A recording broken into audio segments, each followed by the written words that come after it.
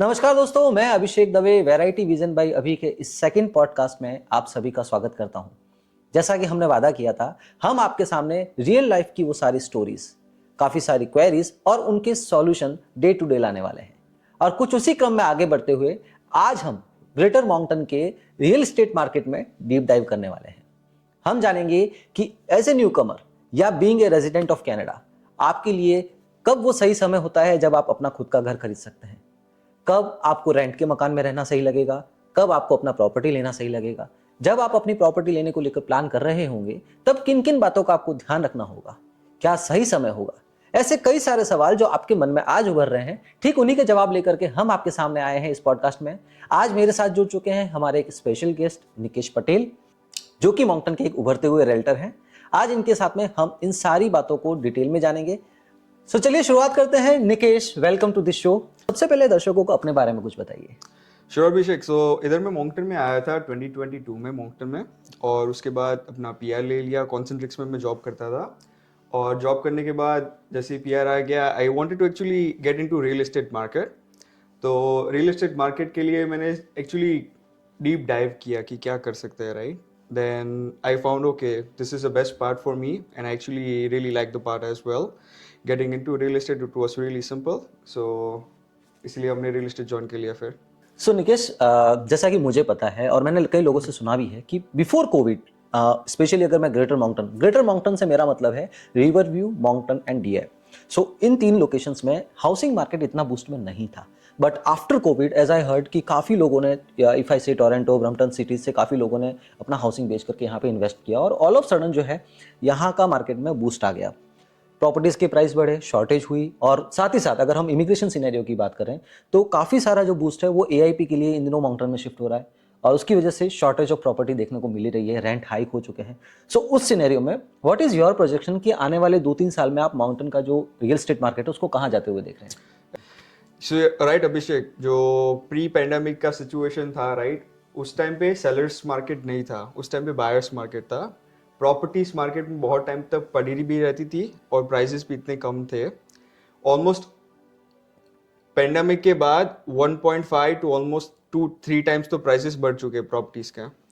तो डेफिनेटली बहुत ग्रोथ हुआ है। 13% लोग एक्चुअली न्यू ब्रंसविक मूव हुए हैं, इंटरस्टेट भी मूव हुए हैं, और आउट ऑफ कंट्री भी बहुत मूव हुए हैं। एंड यस, एआईपी और इमिग्रेशन भी बहुत मैटर करता था, क्योंकि जिन लोगों को ऑन्टेरियो में, ब्रिटिश कोलंबिया में पीआर नहीं मिलता था, वो लोग इधर आके पीआर लेते थे। और अगेन हाउस अफोर्डेबिलिटी बहुत बहुत ज़्यादा थी इधर, क्योंकि उधर बहुत महंगे घर मिलते थे, 8 लाख 9 लाख के घर मिलते थे, और इधर 2020 में आपको 1.5-2 लाख 3 लाख के घर इजीली मिल जाते थे, बड़े बड़े मेंशंस भी मिल जाते थे उस टाइम पे।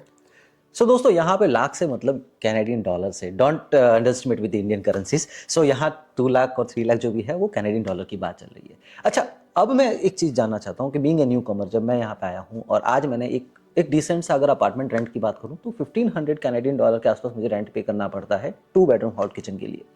उस सिनेरियो में अगर एज ए न्यू कमर मुझे कई लोग बोलते हैं कि why don't you buy home और उसमें आप मॉर्गेज पे करें। So what do you think, क्या सही समय होगा जब आप मॉर्गेज में पेमेंट करें या अपना एक खुद का घर ले लें? मतलब what is the right time कि कब मुझे ये डिसीजन लेना चाहिए कि मैं खुद का घर पे मूव हो जाऊं, और या फिर मुझे जो है अभी थोड़े टाइम तक being a new Qamar rented accommodation में ही कंटिन्यू करना चाहिए? तो यह अभिषेक, रेंटिंग और बाइंग में डिबेट तो हम काफ़ी कर सकते हैं, पर एज लॉन्ग एज आपके पास अगर 20%, I would say 20 to 25,000 down payment भी आपके पास पड़ा है, हो राइट, तो इजीली आप प्रॉपर्टी बाय कर सकते हो 5% डाउन पेमेंट पे करके। अज्यूम कर लो आप 4 लाख की प्रॉपर्टी ले रहे हो, तो एज लॉन्ग एज आपके पास $20,000 बैंक में पड़े हो और क्लोजिंग कॉस्ट के साथ 3-4 हज़ार एक्स्ट्रा ले लो, you can easily buy a property, provided कि आपके पास स्टेबल जॉब हो, क्रेडिट हिस्ट्री थोड़ी बन गई हो, और आपको पता है कि थोड़े टाइम में आप इधर रहने वाले हो, राइट। लेट्स अज्यूम मूव भी होने वाले हो, तो you can convert that into a rental property as well later on and let that property appreciate. So दोस्तों, जैसा हमने डिस्कस किया कि यहाँ पर अगर आपके पास डाउन पेमेंट पड़ा है विच इज अराउंड 5%, तो आप घर परचेज की तरफ आगे बढ़ सकते हो, provided you have a credit score. अब द थिंग इज कि अगर मान लीजिए मैं आज की तारीख में देता हूँ, क्रेडिट स्कोर ऑब्वियसली जल्दी तो बिल्डअप नहीं होगा, it will take time, but on the other factor अगर मैं डाउन पेमेंट की बात करूँ तो मॉन्कटन मार्केट में आज की तारीख में एज ए न्यू कमर या मिडिल क्लास फैमिली के हिसाब से बात करूं तो क्या प्राइस रेंज चल रही है जिसमें आपको एक अच्छा सा डिसेंट सा एक कॉन्डो या अपना घर मिल सकता है? तो डिसेंट प्राइस अगर की बात करें तो 350,000 to 380,000 डॉलर्स में आपको अच्छा सा घर मिल सकता है। एक्चुअली मॉन्कटन का एवरेज प्राइस ही इतना है, जो लास्ट मंथ का भी हमने स्टेट्स निकाला था, तो एवरेज प्राइस निकला था 380,000 dollars. Okay, so the thing is, अगर मैं सो कॉल्ड 400,000 की अगर मैं बात करता हूं तो कौन से एरिया है मॉन्कटन में आज की तारीख में which is in high demand, या ये कह सकता हूं कि नॉट ओनली मॉन्कटन, इवन अगर मैं नियर बाई की बात करूं, मैंने कुछ सुना है कुछ लोग आयरिश टाउन में भी प्रॉपर्टी ले रहे हैं, कुछ लोग डीएफ में भी बाहर की तरफ निकल रहे हैं। So what are the upcoming projects जहां पे लोग कॉन्सेंट्रेट कर सकते हैं, या एग्जिस्टिंग एरिया में भी जो हाई डिमांड है उनके बारे में थोड़ा बताइए। सो डीएफ काफ़ी ग्रो कर रहा है, आई वुड से। मॉन्कटन नॉर्थ में भी काफ़ी ग्रोथ हुआ था, काफ़ी न्यू बिल्ड्स बने थे। तो मॉन्कटन नॉर्थ में अभी भी काफ़ी ग्रोथ हो रहा है, but if someone wants to invest, they can also invest somewhere near Dieppe boulevard as well. काफ़ी नए अपार्टमेंट्स भी बन रहे हैं, ऑलमोस्ट 400 प्लस यूनिट्स का कॉम्प्लेक्स भी बन रहा है अभी तो lots of growth in potential right now going on in Moncton, in greater Moncton as well. Riverview में भी काफ़ी ग्रोथ हो रहा है। रिवरव्यू में एक बिल्डर है मुरीमार करके, काफ़ी पूरी एक कम्युनिटी जैसा बना रहा है वो तो yup, lots of potential going in all the three cities, Moncton, Dieppe and Riverview as well. Okay Nikesh, तो जैसा कि आपने बताया कि 400,000 के आसपास का अगर आप एक परचेज कर सकते हैं, जो कि आज की तारीख में एक मीडियम लाइफस्टाइल जीने वाले बंदे की कैपेसिटी में आता है। बट द थिंग इज, अगर मैं अपना ही एग्जांपल लूँ, अगर मैं 400,000 का लेता हूँ तो मुझे मॉर्गेज मंथली कितना पे करना होगा, पहली चीज़। दूसरा, अगर मैं मॉर्गेज कैलकुलेट करता हूँ तो क्या मैं आज की तारीख में जैसा कॉमन लोग समझते हैं कि बेसमेंट अगर रेंट आउट करूंगा तो मॉर्गेज पेमेंट में मुझे हेल्प मिलेगा। सो बेसमेंट रेंट आउट करने का कुछ बेनिफिट मिलता है मॉर्गेज अप्रूवल के टाइम में? साथ ही साथ पेमेंट में मेरी क्या कैलकुलेशन होनी चाहिए इन ब्रॉड ओवरव्यू, कि जब भी मैं मकान लेने जाऊँ तो मुझे रेंट का ऑप्शन देखना है या नहीं देखना है? तो अगर 400,000 परचेस प्राइस की हम बात करें तो उसका मंथली मॉर्गेज आपको आएगा $21। और $21 में अगर लेट्स अज्यूम आपने बेसमेंट रेंट आउट कर दिया, राइट, तो इजीली 1000 से 1100 तो उधर से ही 50% आपका मॉर्गेज निकल जाएगा। तो वो आपको प्लस पॉइंट रहेगा रेंट आउट करने के लिए भी। सो आपको लगता है कि जो रेंट आउट करने की बात है, क्या यही प्रपोज्ड फिगर आने वाले टाइम में भी देखने को मिलेगा? बिकॉज जो मैं देख रहा हूँ कि एआईपी में अब इतना रश आने वाले टाइम में नहीं है, सीट्स रिड्यूस हो चुकी है, नए इमिग्रेंट्स शायद ही आवे, और करंटली मॉन्कटन में जो पुराने प्रोजेक्शंस थे उसके बेसिस में काफ़ी सारे कंस्ट्रक्शन ऑलरेडी ऑनगोइंग है। सो डू यू थिंक कि रेंटेड जो आपकी इनकम हो रही है आज की तारीख में, उसके में अपकमिंग टाइम में उसका कुछ इम्पैक्ट देखने को मिलेगा? इम्पैक्ट अभी थोड़ा थोड़ा आ रहा है, but I would still advise people to look on the long term goal कि आप लॉन्ग टर्म में क्या सोचना चाहते हो, राइट? क्योंकि लॉन्ग टर्म में पहले भी लोग रहते थे, प्री पेंडेमिक भी लोग तो आते ही थे। तो I would say focus on the long term goal कि आपका लॉन्ग टर्म गोल क्या है प्रॉपर्टी के साथ। रेंटल मार्केट अभी एक्सपेक्ट हम कर रहे हैं कि थोड़ा भी स्लो डाउन हो रहा है, वो थोड़ा इम्पैक्ट सभी को अभी लग रहा होगा, बट यूजुअली बफर लोग रखते ही है अगर रेंटल इनकम काउंट करना हो, राइट, तो we still keep the vacancy rate in the consideration. So दोस्तों, ये चीज़ काफ़ी इंपॉर्टेंट हो जाती है कि अगर मैं कोई भी प्रॉपर्टी परचेस कर रहा हूँ और अगर मैं कंसिडर कर रहा हूँ कि मैं उसका 50% या 60% रेंटेड से पे कर दूंगा, तो वो शायद आने वाले टाइम में वर्क ना करे, क्योंकि ये अब ग्राउंड रियलिटी है। आपको बफर जोन रखना होगा अपनी, जो हो सकता है उस केस में आपको अपनी बाइंग वैल्यू का एडजस्ट करना पड़े, प्रॉपर्टी में थोड़ा कॉम्प्रोमाइज़ करना पड़े, बट अकॉर्डिंगली आप अपनी परचेस को डिसाइड कर सकते हैं। एंड अभिषेक, और एक बात मेरे को ऐड करनी थी। अगर आप ऐसा कोई घर ढूंढते हो जिसमें ऑलरेडी बेसमेंट में यूनिट रेडी हो, तो that actually helps you to get the mortgage easily. तो अराउंड, अगर आप 3 लाख का अप्रूवल मिला था, राइट, आपको, पर अगर बेसमेंट में रेंटल इनकम मिल रही है आपको, तो आपका इनकम आई मीन आपका मॉर्गेज क्वालिफिकेशन 4 लाख तक भी इजीली जा सकता है। So that's an important factor कि अगर आप एक फिनिश्ड कंस्ट्रक्शन की तरफ जाएंगे एंड इट इज़ प्रूवन कि आप जो है रेंट आउट कर सकते हो, so that will increase your mortgage approval rating. So that's again एक इंपॉर्टेंट फैक्टर बन के आता है हम लोगों के लिए। The next question is, being a newcomer, मैं मार्केट में नया हूँ ना, स्टार्ट माई एक्सप्लोरिंग कि अब मुझे कुछ घर खरीदना है। So what will be the step, first step which I have to take, और उस स्टेप से लेकर के फाइनल जहाँ मुझे घर का पोजीशन मिलता है, ये पूरा एक प्रोसेस थोड़ा सा ओवरव्यू हमें दे दीजिए। सो अभिषेक, फर्स्ट स्टेप तो रही रहेगा कि इधर अब पहले मॉर्गेज ब्रोकर या रियल्टर, दोनों में से एक को तो कॉन्टैक्ट आपको करना ही पड़ेगा। आई वुड से अगर आप रियल्टर को पहचानते हो तो try to get in touch with a realtor. Realtor पहले क्या करेगा कि आपको प्री अप्रूवल निकलवा लेगा। तो he will give you a reference of qualified mortgage brokers कि अगर आप मेरे साथ आते हो तो मेरे साथ मॉर्गेज ब्रोकर्स होता है, तो उनका कॉन्टैक्ट डिटेल्स मैं आपको शेयर करूँगा और फिर वो पूरा आपका प्री अप्रूवल प्रोसेस स्टार्ट कर देंगे। वो आपकी इनकम जो है, डेट्स है, वो सब कुछ कंसिडर करके आपका पूरा प्री अप्रूवल निकालेंगे कि this is what you are going to be approved for. तो वो आपका प्री अप्रूवल लेटर मिलेगा, वो पहला स्टेप होगा।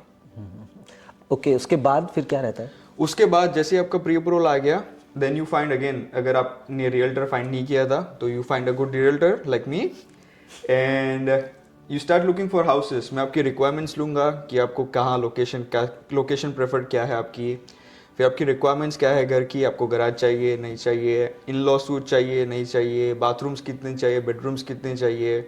तो मैं ये सारी आपकी रिक्वायरमेंट्स लेके मैं आपके लिए काम करना चालू कर दूंगा। I would be looking for all the properties कि चलो मार्केट में जो भी प्रॉपर्टीज़ है अभिषेक के लिए फिट होती है कि नहीं होती है। अगर होती है तो मैं आपको प्रेजेंट करूंगा फिर, और फिर मैं आपको वो प्रॉपर्टीज़ दिखाने ले जाऊंगा। ओके, सो मान लीजिए मुझे प्रॉपर्टी पसंद आ गई एंड अब मुझे उसमें आगे बढ़ना है, so what are the next step? अगर आपको प्रॉपर्टी पसंद आती है तो फिर मैं ऑफर लिख के देता हूँ आपको। You sign the offer. Offer में कुछ कंडीशंस होती है, हमें फुलफिल करना होता है। मेजर कंडीशन फाइनेंसिंग होता है, इंस्पेक्शन होता है और डिपॉजिट होता है। और जैसे ही हमने ये फुलफिल कर दी ये कंडीशंस, आपकी प्रॉपर्टी सोल्ड हो जाएगी। प्रॉपर्टी पे आपने सोल्ड साइन दिखा होगा। यस। वो सोल्ड साइन हमारी कंडीशंस खत्म होने के बाद लगता है। ओके। उसके बाद हमें सिर्फ वेट करना होता है, just to wait for the closing date. Closing date क्या होता है? जब आपको पोजेशन मिलती है प्रॉपर्टी की। ओके। और जब क्लोजिंग डे जब आता है, हम एक बार वापस प्रॉपर्टी में जाते हैं, जस्ट बस मेक श्योर करते हैं कि सेलर ने प्रॉपर्टी में कोई एडिशनल डैमेज तो नहीं किया है या फिर कोई एडिशनल डैमेज हुआ नहीं प्रॉपर्टी में। एज लॉन्ग एज सब कुछ ठीक होता है, हम लॉयर्स को बोल देते हैं कि हम क्लोजिंग के लिए ऑल गुड है, तो फिर लॉयर्स पैसे का ट्रांसफर कर देते हैं। उसी दिन प्रॉपर्टी की चाबी आपको मिल जाती है क्लोजिंग डे पे। So Nikesh, many times I have seen like on the Facebook कुछ लोग पोस्ट डालते हैं कि मैंने घर लिया और उसमें ऐसा बताया गया था कि air conditioner is working well, but उसमें कुछ प्रॉब्लम है। कई बार कुछ बोलते हैं कि कंस्ट्रक्शन में कुछ खामियां हैं, कोई इक्विपमेंट को लेकर के इशू बोलता है कि ये वर्किंग बताया गया था बट इट्स नॉट वर्किंग। सो आखिर में इस तरीके का पोस्ट परचेज क्लेम प्रोसेस क्या होता है? क्या सेलर अभी भी लायबल होता है उन कमिटमेंट को लेकर के, या फिर नो लायबिलिटी टर्म्स होती है इस डील में? तो अभिषेक, कुछ चीज़ों के लिए ना हम लोग अपफ्रंट ही सॉल्व कर सकते हैं, प्रॉपर्टी इंस्पेक्शन शेड्यूल करके। तो कंडीशन जब हम ऑफर डालते हैं उसमें अगर हमें इंस्पेक्शन करना है प्रॉपर्टी का तो हम कर सकते हैं। तो इंस्पेक्शन में सारी चीज़ें चेक हो जाती है, तो मेजर अप्लायंसेस, सारी इलेक्ट्रिकल, प्लम्बिंग, सब कुछ एक बार रिव्यू हो जाता है। पर फिर भी अगर कुछ चीज़ें आती है क्लोजिंग के बाद, कुछ मेजर चीज़ें आती है जो सेलर्स ने शायद डिस्क्लोज ना की हो और हमें बड़ा इम्पैक्ट कर सकती है, then we can definitely take legal actions on the seller as well, अगर उन लोगों ने डिस्क्लोज ना किया हो तो। Okay, so it's a professional misconduct, मतलब जानते हुए भी उन्होंने कुछ छुपाने की कोशिश की हो, तो thing like that. And what about the electronic appliances? Electronic appliances, चलो अगर सेलर्स के पास रिसीट्स हो, वारंटी, अगर मैन्युफैक्चर वारंटी मिलती हो, राइट, तो मेनली ट्रांसफर हो जाता है। कोई भी अप्लायंसेस ले लो, हीट पंप्स ले लो, उसकी वारंटी ट्रांसफर हो जाती है एज लॉन्ग एज वारंटी हो उसकी। सो द थिंग इज कि यहाँ पर वारंट अप्लायंसेस हैं तो we can claim with the companies, but if there is a some structural like constructional point या कोई ऐसा पॉइंट है which has a major impact and seller ने नोइंगली उसको छुपा करके सेल आउट किया है, so that is a misconduct by him. So वहाँ पर हम लॉयर से शुरू कर सकते हैं।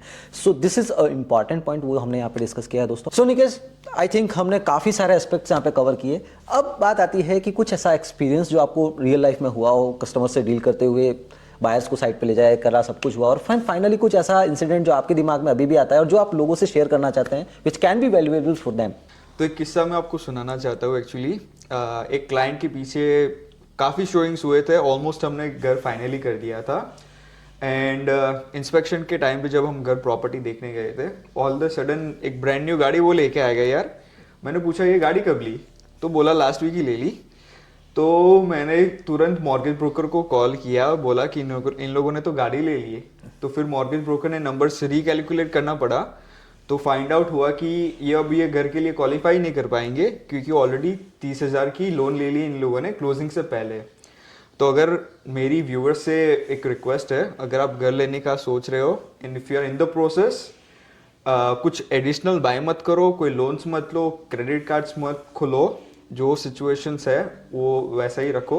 अगर आपकी नीड है, अगर आपको बाय करना ही पड़ता है, तो एक बार मॉर्गेज ब्रोकर से नंबर्स डिस्कस कर लो, क्योंकि कुछ लोग तो क्वालिफाई कर पाएंगे, गाड़ी भी अफोर्ड कर सकते हैं, घर भी अफोर्ड कर सकते हैं। तो अगर आपके नंबर्स मेक सेंस करते हैं तो ले सकते हो, not an issue. But numbers tight है तो बजट भी थोड़ा टाइट रखो, क्लोज हो जाए तब तक, क्लोजिंग के बाद गाड़ी मिल जाएगी आपको। So that's an important part दोस्तों कि अगर आप परचेज कर रहे हैं तो यहाँ पर एक प्रॉपर फाइनेंशियल एडवाइज़र से अपनी प्रोफाइलिंग कराना बहुत ज़रूरी हो जाता है कि कितना आप एक्सपेंड कर सकते हैं, क्या आप बाइंग कर सकते हैं, क्या आपकी बाइंग कैपेसिटी है। अगर ये जाने बिना आप अपने ड्रीम्स को चेज करते जाएंगे और परचेज को सीक्वेंस प्रॉपर्ली मैनेज नहीं करेंगे, then you will be in a trouble. और जैसा कि यहाँ पे हमारे इनके क्लाइंट के साथ हुआ। So Nikesh, thank you so much हमारे को ज्वाइन करने के लिए, एक डिटेल्ड और डेप्थ नॉलेज देने के लिए सभी व्यूअर्स को। बीइंग ए न्यू कमर, मेरे के अंदर भी काफ़ी सारे सवाल थे, मुझे तो लग रहा है कि सारे ऑलमोस्ट सॉल्व हो चुके हैं। अगर फ्यूचर में मैं कोई घर परचेज करने जाऊंगा तो मेरे सामने एक लाइन ऑफ एक्शन क्लियर है, मुझे क्या करना है, क्या स्टेप्स फॉलो करने हैं, क्या प्रोज एंड कॉन्स हो सकते हैं, फिर चाहे वो फाइनेंशियल लायबिलिटी से रिलेटेड हो, रिकरिंग चार्जेस से रिलेटेड हो। और आशा करता हूं आप सबको भी ये सारे क्वेश्चंस क्लियर हो चुके होंगे। अगर आपको ये मेरा पॉडकास्ट पसंद आया दोस्तों तो लाइक, सब्सक्राइब और शेयर करना ना भूलें। आने वाले दिनों में ठीक इसी तरह के नए पॉडकास्ट लेके आपके सामने आता रहूंगा। अगर आपको कुछ भी क्वेरी है परचेजिंग से रिलेटेड, अगर आप निकेश से कॉन्टैक्ट करना चाहते हैं तो नीचे इनका कॉन्टैक्ट डिटेल मेंशन है, आप मुझे भी कॉन्टैक्ट कर सकते हैं, मेरी टीम आपको इनके थ्रू कनेक्ट करेगी। और आई होप आप भी अपना ड्रीम होम जल्दी परचेज कर पाएं, कनाडा में अपनी लाइफ की शुरुआत कर पाएं। हमारे साथ जुड़ने के लिए बहुत बहुत धन्यवाद दोस्तों। जल्दी मिलेंगे एक नए पॉडकास्ट में। Thank you Nikesh. Thank you as well, Abhishek.